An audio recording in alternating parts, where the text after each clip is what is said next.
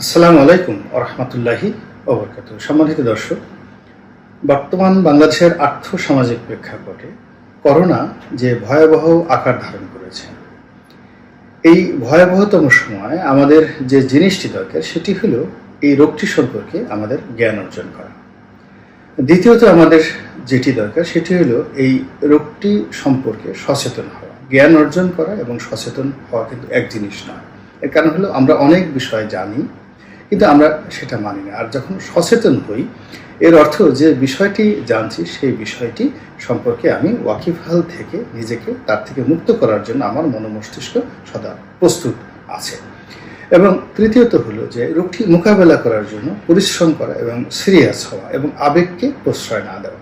আমরা দেখা যাচ্ছে একজন রোগাক্রান্ত রোগী, এখন তাকে উপলক্ষ করে অনেক কৌতূহলী মানুষ দেখতে যায়, তার প্রিয়জন তাকে একটু স্পর্শ করতে চায়, তাকে একটু সেবা করতে চায়। যেমন উদাহরণ হিসেবে একটি আবেগের কথা বলি, সেটি হলো এক নবদম্পতি, সেখানে এই বিয়ে হয়েছে। বিয়ে হওয়ার পরে তারা স্বামী ঢাকাতে রয়েছে, স্ত্রী রয়েছে শ্বশুর বাড়িতে।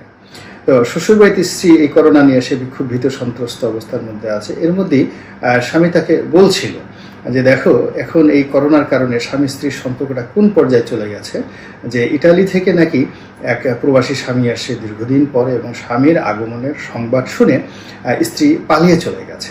তো এই কথা যখন সেই স্বামী বলল, সেটা শুনে তার স্ত্রী তাকে বলল যে দেখো, আমি কিন্তু ওইরকম না, আমি মরে যেতে পারি, কিন্তু আমি তোমাকে ছেড়ে যাব না। তোমার যদি কোনোদিন করোনা ভাইরাস হয়, আমি তোমার সেবা করবো এবং তোমার লাশের সঙ্গে আমি শেষ সময়টা পর্যন্ত থাকবো। তো এই যে নববধূর যে এই কথা, এটাও যেমন ঠিক না, তদ্রুপ আবার ওই যে প্রবাসী যে ভদ্রলোক বাংলাদেশে এলেন, তার আগমনী সংবাদ শুনে ভয়ে বা প্রাণ ভয়ে তার যে স্ত্রী, যিনি কিনা হয়তো দীর্ঘদিন যাবৎ তার প্রেরিত অর্থে লালিত পালিত হয়েছেন কিংবা তার প্রেমে আবদ্ধ ছিলেন, তিনি অলনে ছাড়েন এই বিপদ এবং বিপত্তির সময় তাকে ছেড়ে পালিয়ে যাবেন, এটাও ঠিক নয়।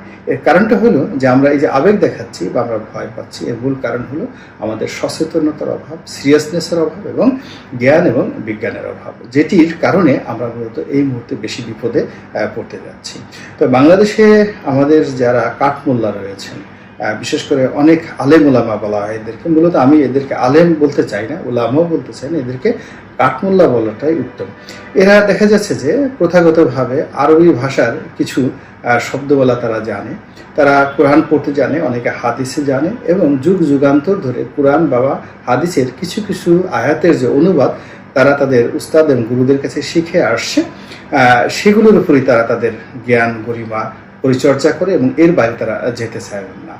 এরপরে তারা সবসময় মনে করে যে তারা খুব সৎ পথে আছে এবং অন্য লোকেরা যারা আছে তারা খুব অসৎ পথে রয়েছে।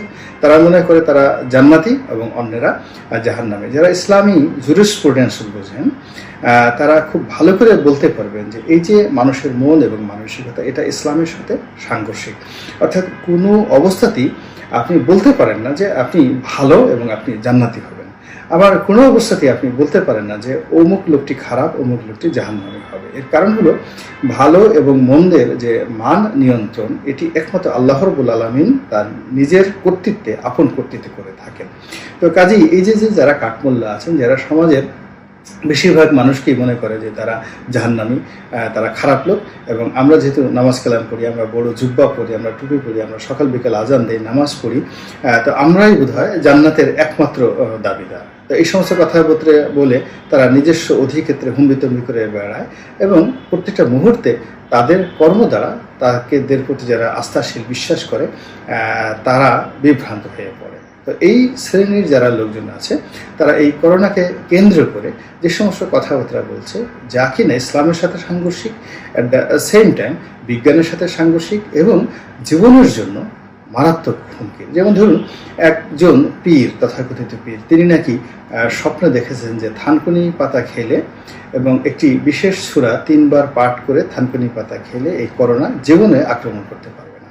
এবং এই কথা শোনার পরে তার যারা ভক্ত মুরিদান রয়েছেন, তারা গভীর রাতে জঙ্গলে গিয়ে তারা সমস্ত থানকুনির পাতা শেষ করে ফেলেছেন।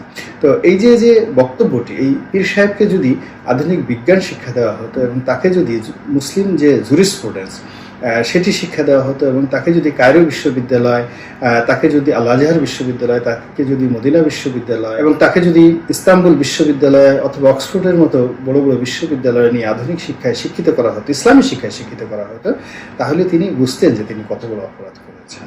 একইভাবে এই যে মসজিদে যাতায়াত নিয়ে, জামাতে নামাজ আদায় করা নিয়ে তারা বিভিন্ন আবেগ দেখাচ্ছেন এবং আবেগী কথাবার্তামূলক বক্তব্য দিচ্ছেন, মাইকে দিচ্ছেন, মসজিদে দিচ্ছেন, ফেসবুকে দিচ্ছেন, ইউটিউবে দিচ্ছেন, এবং এই সমস্ত কথাবার্তার কতগুলো জেনারেল ফেনোমেনা রয়েছে। সেই ফেনোমেনাগুলো হলো যে আমরা মরি বাসি মসজিদে পড়বো, কারণ মসজিদে যদি আমরা মরি তাহলে ধরে নিতে হবে যে মসজিদ পবিত্রতম স্থান, আমরা জান্নাতে যাব। করোনা যদি আমাদের আক্রমণ করে তাহলে ঘরের মধ্যে করতে পারে, মসজিদেও করতে পারে, কাজেই আমরা মসজিদে গিয়ে করোনা আক্রান্ত হবো, ঘরের মধ্যে বসে করোনা আক্রান্ত হবো না। এরপরে তারা আরো বলার চেষ্টা করছে যে আল্লাহ যে সময় আমাদের মৃত্যু নির্ধারণ করেছেন এবং করোনার দ্বারা যদি আল্লাহ আমাদের মৃত্যু লিখে থাকেন তাহলে পৃথিবীর কোনো শক্তি নেই সেটা ফেরাতে পারবে। তো এই সমস্ত কথাবার্তা তারা বলছেন। ইসলামের অন্যান্য যে টার্মস এবং কন্ডিশনগুলো রয়েছে সেই টার্মস কন্ডিশনগুলো সম্পর্কে তারা কোনো ধারণা না রেখে বা এগুলোর তুলনামূলক বাছ বিচার না করে। অবশ্যই আল্লাহ রাব্বুল আলামিন বলেছেন যে আমাদের জাতীয় জীবনে যত দুর্ভোগ, দুর্দশা, বালা, মুসিবত আসে সবই আমাদের দুহাতের কামাই। আবার এও তিনি বলেছেন আমার হুকুম ছাড়া কোনো কিছু পৃথিবীতে হয় না। এও তিনি বলেছেন যে আমার হুকুমের বাইরে একটা প্রাণীর মৃত্যু হয় না। তো এই সমস্ত কথার সঙ্গে আল্লাহ রাব্বুল আলামিনের যে আদেশ নির্দেশ, তার ইচ্ছা, উইল ফোর্স এবং তার যে অমীয় বাণী, এর সঙ্গে যে পরিবেশ প্রেক্ষাপট জড়িত, তা যে আয়াতটির মাধ্যমে আল্লাহ রাব্বুল আলামিন পবিত্র কালামে পাকে এই সকল ঘোষণা দিয়েছেন, সেই আয়াতটির শানে নুজুল না পড়লে আপনি বুঝতে পারবেন না। এবং শানে নুজুল পড়তে হলেও আপনাকে কিন্তু তৎকালীন সমাজ, অর্থাৎ যে বিষয়টা নিয়ে বলা হয়েছে সেই বিষয়টির যে কার্যকারণ অবস্থান বোঝার জন্য আপনাকে ইতিহাস বেত্তা হতে হবে। অর্থাৎ আজ থেকে 1400 বছর আগে আরব সমাজে, পারস্য সমাজে কিংবা রোমান সাম্রাজ্যে যে জিনিসটি সহজ ছিল, সম্ভবপর ছিল, যেটি স্বাভাবিক ছিল, সেটি বর্তমান জামানাতে সম্ভব নয়। তো কাজে এই জিনিসটি বোঝার জন্য আধুনিক ইসলামী শিক্ষায় শিক্ষিত হওয়া দরকার। এখানে আজাহারির মতো মানুষ দরকার, এখানে কাঠমোল্লাদের দিয়ে হবে না। তো এই বিষয়টা নিয়ে আমরা বর্তমান জমানাতে যেটি হচ্ছে সেটি হলো যে এই কাঠমোল্লারা বিভিন্ন কথাবার্তা বলে এখনো পর্যন্ত মানুষদেরকে বিভ্রান্ত করার চেষ্টা করছে, এবং এদের কারণে আমার আশঙ্কা হচ্ছে যে অনেক মানুষ এই মরণঘাতী ভাইরাসটি দ্বারা আক্রান্ত হয়ে যেতে পারে। এবং এটি যদি আক্রান্ত হয় আমাদের প্রান্তিক লেভেলে, একেবারে অজপাড়াগায়, তাহলে কিন্তু এটা ম্যাসাকার হয়ে যাবে। তো আমি মনে করি যে সরকারের উচিত এই কাঠমোল্লাদেরকে নিয়ন্ত্রণ করা। আমাদের ইসলামিক ফাউন্ডেশন রয়েছে, আমাদের আইন শৃঙ্খলা রক্ষাকারী বাহিনী রয়েছে, তার সঙ্গে সঙ্গে সমাজে যারা সচেতন কর্তা ব্যক্তি রয়েছেন তাদেরই উচিত এই কাঠমোল্লাদেরকে নিয়ন্ত্রণ করা এবং তাদেরকে শিখিয়ে দেওয়া। এর বাইরে আমাদের দেশে যে শিক্ষিত আলেম সমাজ রয়েছেন, আধুনিক আলেম সমাজ রয়েছেন, যারা দেশ বিদেশে আধুনিক শিক্ষায় শিক্ষিত হয়ে আমাদের দেশে ইসলামের জন্য নিজেকে উৎসর্গ করেছেন, তারাও এই সময়টাতে তাদের যে আলেম সমাজের অন্তর্ভুক্ত বলে যারা পরিচয় দেয় কাঠমোল্লা, এই কাঠমোল্লাদেরকে নিয়ন্ত্রণ করতে হবে, বিশেষ করে সামাজিক মাধ্যমে। আপনারা যদি সামাজিক মাধ্যমের বিভিন্ন বক্তৃতা দেখেন, বিবৃতি দেখেন, এখানে প্রচুর বিভ্রান্তি ছড়ানো হচ্ছে ইসলামের নামে, আলেমের নামে। যেমন একজন বলা হচ্ছে যে এটা কি ধরনের কথা, যেখানে চীন দেশ করোনা মোকাবেলার জন্য তাদের সকল মসজিদের দরজা খুলে দিয়েছে, তো সেখানে আমাদের দেশের মসজিদগুলো কেন বন্ধ করা? একজন বলতেছে, এই কাঠমোল্লাদেরই একটা গ্রুপ, যে বলতেছে যে চীনের যে প্রেসিডেন্ট, সেই প্রেসিডেন্টকে একটা ছবির উপরে একটা টুপি বসাই দিয়ে বলতেছে সে মসজিদে গেছে নামাজ পড়ার জন্য। এটা যে কতগুলো একটা জাহেলিপনা, এটা যে কতগুলো একটা মিথ্যাচার, এই তথ্য তাদেরকে কে দিয়েছে? এতগুলো একটা মিথ্যা কথা, জঘন্য কথা তারা এই যে প্রচার করে বেড়াচ্ছে, মানুষকে বিভ্রান্ত করে বেড়াচ্ছে, এটা দ্বারা তাদের দুটো কবিরা গুনাহ হচ্ছে। প্রথম কবিরা গুনাহ হচ্ছে যে তারা মিথ্যা বলছে, দ্বিতীয় কবিরা গুনাহ হচ্ছে যে তারা এই মিথ্যাকে ভর করে অন্য মানুষকে এই মিথ্যার দিকে প্রলুব্ধ করে বিভ্রান্ত করছে। এর বাইরে আরও কনসিকুয়েন্স গুণা তাদের রয়েছে। তো এই জিনিসগুলো তারা ফেসবুকের মাধ্যমে, সোশ্যাল মিডিয়ার মাধ্যমে, একান্ত আলাপ আলোচনার মাধ্যমে, সামাজিক অন্যান্য যোগাযোগ মাধ্যমে, তারপরে শেষে আড্ডাতে, ব্যক্তিগত কথাবার্তায় তারা অহরহ ব্যবহার করছেন। অনেকে বলছেন তুরস্কের প্রেসিডেন্ট বলেছেন এরদোগান তাদের দেশের একটা মসজিদ বন্ধ হবে না, কে বলেছে তাদেরকে এই সমস্ত কথাবার্তা। তো এইগুলো বিভিন্নভাবে প্রচার করার চেষ্টা করছে। এখন যেখানে বুঝতে হবে যে হুজুর পাক সাল্লাল্লাহু আলাইহি ওয়াসাল্লামের একটা সহিহ হাদিস রয়েছে যে একবার মদিনাতে বৃষ্টি হলো এবং রাস্তাঘাট কর্দমাক্ত হয়ে গেল, কাদাযুক্ত হয়ে গেল। সেই দিন আল্লাহর রাসূল নির্দেশ দিলেন যে যে যার ঘরের মধ্যে নামাজ পড়ে, অর্থাৎ আজকে মসজিদে নববীতে এসে নামাজ পড়ার দরকার নেই। তো এই জিনিসটি বোঝার চেষ্টা করুন যে মদিনার রাস্তার কাদা পানি এটি মুসল্লিদেরকে যে কষ্ট দেবে এবং এটি মসজিদের পরিবেশ যেভাবে নষ্ট করবে, এই জিনিসটি রাসূল পাক সাল্লাল্লাহু আলাইহি ওয়াসাল্লাম চান নাই। তিনি এই কারণে আজানের শব্দ পরিবর্তন করে দিয়ে যার যার ঘরে নামাজ আদায় করার কথা তিনি বলে গিয়ে সহিহ হাদিসটি, এই হাদিসটিও তো রয়েছে, এটি পারলে অস্বীকার করেন বা এটি যে মিথ্যা এটা প্রমাণ দেখান।